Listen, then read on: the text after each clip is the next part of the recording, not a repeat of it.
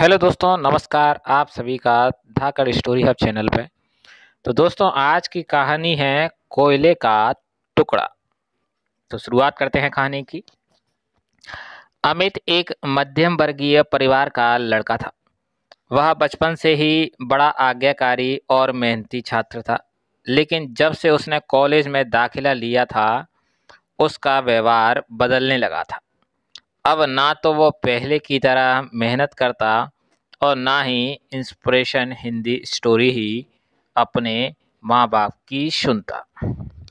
यहाँ तक कि वो घर वालों से झूठ बोलकर पैसे भी लेने लगा था।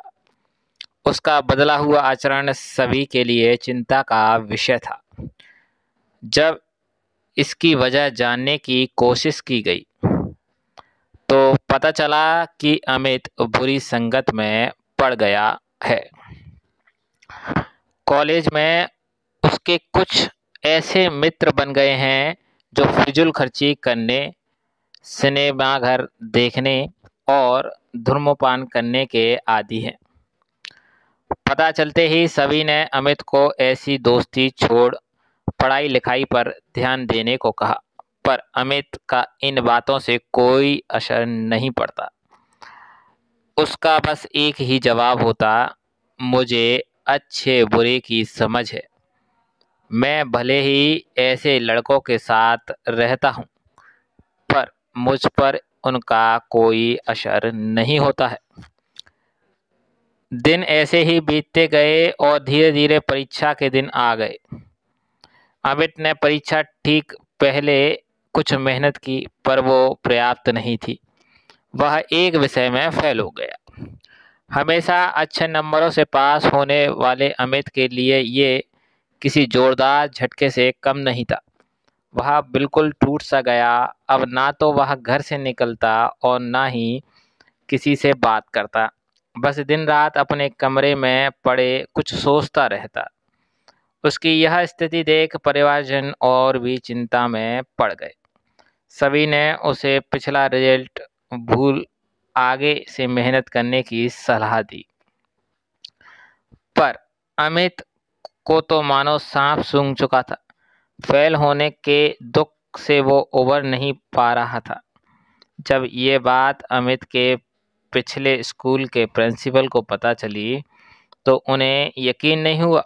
अमित उनके प्रिय छात्रों में से एक था और उसकी यह स्थिति जान उन्हें बहुत दुख हुआ। उन्होंने निश्चय किया कि वो अमित को इस स्थिति से जरूर निकालेंगे। इसी प्रयोजन से उन्होंने एक दिन अमित को अपने घर बुला लिया। प्रिंसिपल साहब बाहर बैठे अंगीठी ताप रहे थे। अमित उनके बगल में बैठ गया। अमित बिल्कुल चुप था और प्रिंसिपल साहब भी कुछ नहीं बोल रहे थे। 10-15 मिनट ऐसे ही बीत गए, पर किसी ने एक शब्द नहीं कहा। फिर अचानक प्रिंसिपल साहब उठे और चिमटे से कोयले के एक धड़कते टुकड़े को निकाल मिट्टी में डाल दिया। वह टुकड़ा कुछ ही देर तो गर्मी देता रहा, पर अंततः ठंडा पड़ बुझ गया। यह देख अमित कुछ उत्सुक हुआ और बोला, प्रिंसिपल साहब, आपने तो उस टुकड़े को मिट्टी में क्यों डाल दिया? ऐसे तो वो बेकार हो गया। अगर आप इसे अंगीठी में रहने देते तो अन्य टुकड़ों की तरह वो भी गर्मी देने का काम आता। प्रिंसिपल साहब मुस्कुराए और बोले, बेटा, कुछ देर अंगीठी में बाहर रहने से वो टुकड़ा बेकार नहीं हुआ। लो, मैं उसे दोबारा अंगूठी में डाल देता हूँ। और ऐसा कहते हुए उन्होंने टुकड़ा अंगीठी में डाल दिया। अंगीठी में जाते ही वह टुकड़ा वापस धधक कर जलने लगा और पुनः गर्मी प्रदान करने लगा। कुछ समझे अमित? प्रिंसिपल साहब बोले, तुम उस कोयले के टुकड़े के समान ही तो हो। पहले जब तुम अच्छी संगति में रहते थे, मेहनत करते थे, माता पिता का कहना मानते थे, तो अच्छे नंबरों से पास होते थे। पर जैसे वो टुकड़ा कुछ देर के लिए मिट्टी में चला गया और बुझ गया। तुम भी गलत संगति में पड़ गए, परिणामस्वरूप फेल हो गए। पर यह जरूरी बात तो यह है कि एक बार फेल होने से तुम्हारे अंदर के वो सारे गुण समाप्त नहीं हो गए। जैसे कोयले का वो टुकड़ा कुछ देर मिट्टी में पड़े होने के बावजूद बेकार नहीं हुआ और अंगीठी में वापस डालने पर धड़क कर जल उठा, ठीक उसी तरह तुम भी वापस अच्छी संगति में जाकर मेहनत कर एक बार फिर मेधावी छात्रों की श्रेणी में आ सकते हो। याद रखो, मनुष्य ईश्वर की बनाई हुई सर्वश्रेष्ठ कृति है। उसके अंदर बड़ी से बड़ी हार को भी जीत में बदलने की ताकत है। उस ताकत को पहचानना, उसकी दी हुई असीम शक्तियों का प्रयोग कर और इस जीवन को सार्थक बनाओ। अब मैं समझ चुका था कि उसे क्या करना।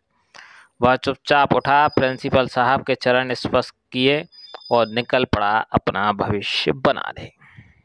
तो दोस्तों, कैसी लगी आज की कहानी?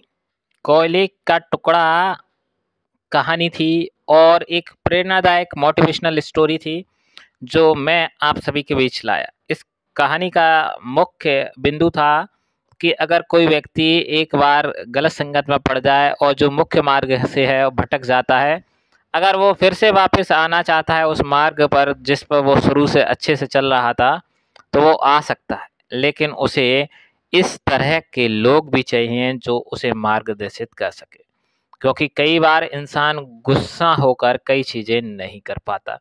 इस कारण से वो पीछे रह जाता है अपनी ज़िंदगी में। तो ऐसे ही अगर आपके पास कोई नज़दीक लोग हैं जो पहले तो अच्छे पढ़ते थे लेकिन वो विद्यार्थी अब कमज़ोर हो गए हैं, किसी अन्य गलत संगत में फंस गए हैं, तो उन्हें वापस लाके उन्हें सही मार्ग दिखाएं। और आज की हमारी अगर मोटिवेशनल स्टोरी अच्छी लगी हो तो प्लीज़ दोस्तों चैनल को सब्सक्राइब कीजिए, लाइक कीजिए, कमेंट में ढेर सारा प्यार दीजिए। बोलिए जय